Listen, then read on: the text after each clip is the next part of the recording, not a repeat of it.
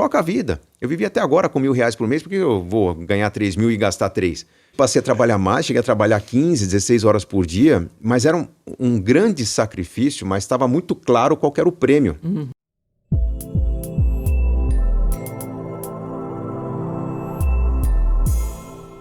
No seu livro você conta que o começo da sua vida com a Adriana foi difícil também. A renda de vocês mal dava para alimentação, acho que vocês moravam ainda com seus pais. Isso. Você fala, algumas vezes o jantar a dois tinha que ser cachorro quente mesmo, era uma padaria e tal. Qual foi o segredo para vocês saírem disso e enriquecerem juntos?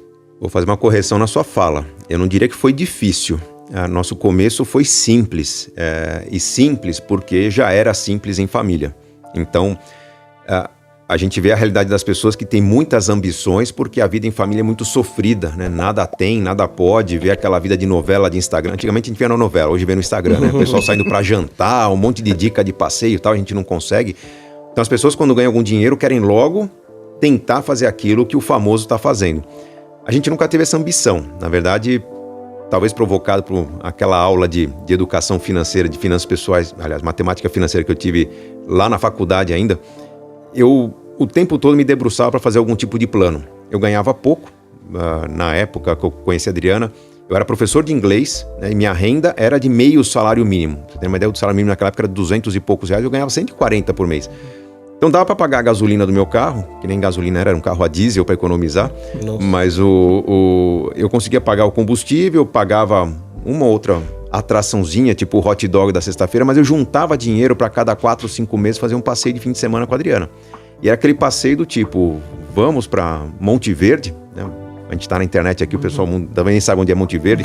Mas tá isso, eu fui pedida em namoro em Monte Verde, olha, numa casa na árvore, o que eu achei lindo também. Que lindo, então. Monte Verde, para quem não conhece, é uma cidade divisa São Paulo, Minas, tá 1h30 de São Paulo. É pertinho. Mas alto da montanha, super charmosa, a gente fazia um esquema que a gente pagava a casa, levava a carne, né? Tinha que chegar logo, se pegasse trânsito ela estragava, ia descongelar, ia perder gelo no caminho, mas a gente tinha uma refeição feita no churrasco ali que a gente comprava em São Paulo, tinha dinheiro para uma refeição fora de casa e o resto, Monte Verde tem aquele negócio de degustação, né? O cara que vende queijo, prova o queijo, prova a geleia, prova o pãozinho.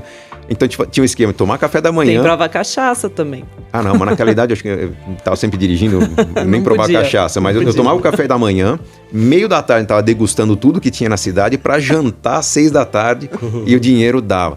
Era ruim? Nem um pouco. Era um esquema que a gente se divertia com o que a gente não tinha.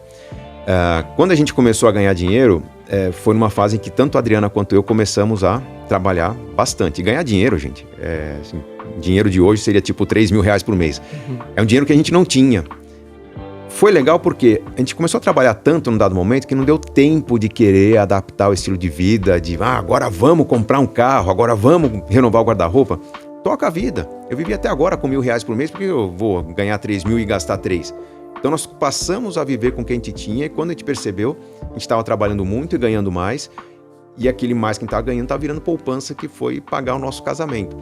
Então foi simples, foi trabalhoso, foi muito criativo, mas a gente tinha sempre aquela visão do que a gente ia conquistar dali a um tempo. Então foi muito gostoso quando entrou o grande desafio do casamento, né? Quando, na verdade tem toda uma história por trás, né? Quando dei uma entrevista para uma revista falando que, puxa, dava para construir um pé de meia num certo prazo. Aí eu comecei a fazer algumas simulações e eu vi que em 15 anos eu chegaria a um patrimônio de R$1 milhão, né?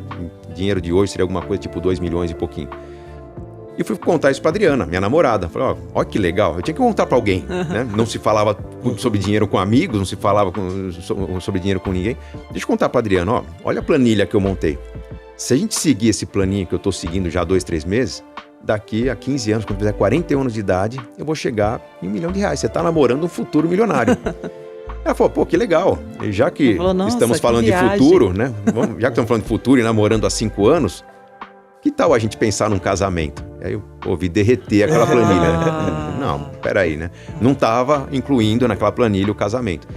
O que eu fiz... Você viu aqueles seus aportes virando arranjo de flor, vestido, era R$1 milhão terno. aos 41, já ia ser R$1 milhão aos 69, 70, sei lá.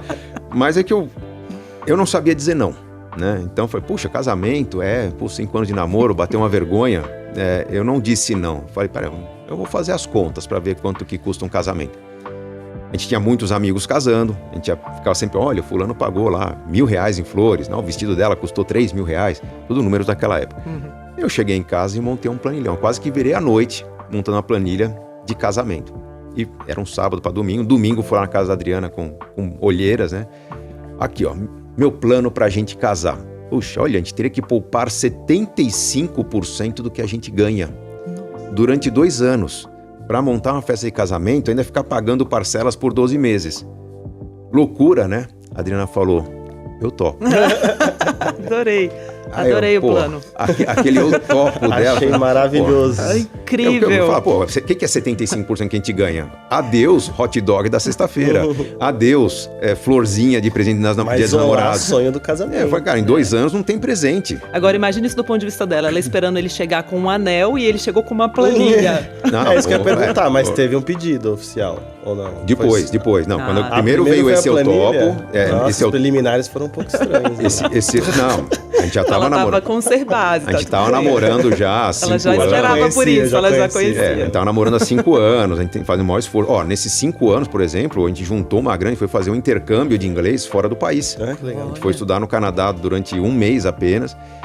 Meus pais me ajudaram a pagar meu curso, só que ela não tinha condições de pagar o dela. Eu e ela ralamos para ajudar a pagar o curso dela. Ela vendeu um carro, depois a gente recomprou um mais velho. Mas enfim, a gente tava criando uma história de realizar sonhos. Quando ela falou eu topo o casamento, eu falei, não. Ela não entendeu. Ela não entendeu quanto vai ser sacrificado a gente abrir mão do nosso jantar fora, nossa noite de gala na barraquinha do hot dog, né? Na minha cabeça, ela ia desistir depois de 3, 4 meses. Não e aí desistiu. começou, dia após dia, trabalhando e ela era vendedora, ela trabalhava com comissão, de repente ela começou a falar, olha, tô vendendo mais. Como assim tá vendendo mais? Porque eu vendo implantes para dentistas, né? Quando eu falo, o doutor quer comprar o implante? Eu falo, não preciso, tô com o estoque cheio e tal. Eu falo, doutor, ajuda, é pro meu casamento. E os caras começaram a comprar. E a renda dela, em 3 meses, quase que dobrou. Eu comecei a entrar na dela, né? Se ela tá assim, começaram a vir convites para aulas que eu tava recusando, dava aula de contabilidade básica. Aí alguém dá aula de estatística? Estatística eu nunca dei aula, mas tirei 9,5 na matéria, então deixa eu preparar por uns dias eu dou aula. Comecei a pegar algumas aulas e a renda começou a crescer também. Então o que a gente fazia no dia a dia era trocar telefonemas, eu andava com um saquinho de ficha telefônica, vocês sabem o que é isso? Não. Sim, eu acho que eu sou mais velho que vocês, mas era um saquinho de ficha sou telefônica. Sou da época da ficha. Então, fechava uma aula, para mim, o que era uma aula? Era R$400 a mais. Eu ia lá no orelhão, ligava para Adriana, fechamos mais 30% do pacote de flores. E arriscando na planilha o que a gente estava batendo de meta com cada fração de renda que eu conquistava. E ela é a mesma coisa. Aquele plano que era para 2 anos, de repente a gente viu que poderia viabilizar antes ou poderia viabilizar melhor. Então, 3 meses depois, consegui comprar já um anel para ela. Eu fiz um pedido de casamento, bonitinho, formal, na frente da família. E a gente começou a acelerar o projeto de uma forma que a gente decidiu trabalhar que nem uns loucos nesse período. Tanto que, se for ver foto do meu casamento, eu tô lá magrão, 72 quilos, né? 15 quilos a menos que hoje. Parou de comer cachorro-quente. Parei de comer cachorro-quente, passei a trabalhar mais, cheguei a trabalhar 15, 16 horas por dia, mas era um grande sacrifício, mas estava muito claro qual que era o prêmio. E a cada dia o prêmio aumentava, tanto que a viagem que a gente planejava no começo era uma semana em Porto Seguro, para resgatar a nossa primeira viagem que a gente tinha feito de carro, virou 2 semanas e meia na Europa, fizemos Paris e Grécia na nossa lua de mel. E quitamos tudo no casamento, não teve endividamento. Então estava muito claro o processo ali que, o sacrifício valia a pena? Valia, porque o prêmio era muito grande, tinha data para acontecer.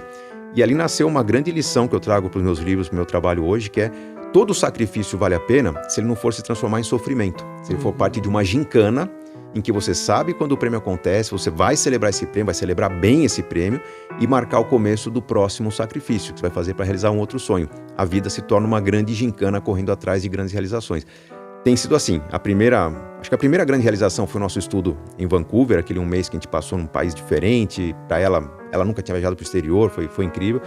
O grande sonho foi o casamento, dali para frente tudo foi sacrifícios para realizações, sacrifícios para celebrar, sacrifícios para a gente criar motivação para o próximo sacrifício. E a vida ficou leve. Então, num dia que a gente teve sofrimento, teve momentos que a estratégia falhou, teve momentos que a gente teve frustrações, mas muitos planos estavam correndo em paralelo o tempo todo. Às vezes a gente cancelava um plano de médio prazo, mas o de longo estava acontecendo, de curto prazo estava ali pronto para acontecer. Essa vida com mais celebrações é uma vida interessante que torna, vamos dizer, o dia a dia mais leve, mesmo que a gente esteja sofrendo às vezes no trabalho, mas torna a celebração como algo obrigatório na vida e a gente tem sempre motivos de alegria para celebrar.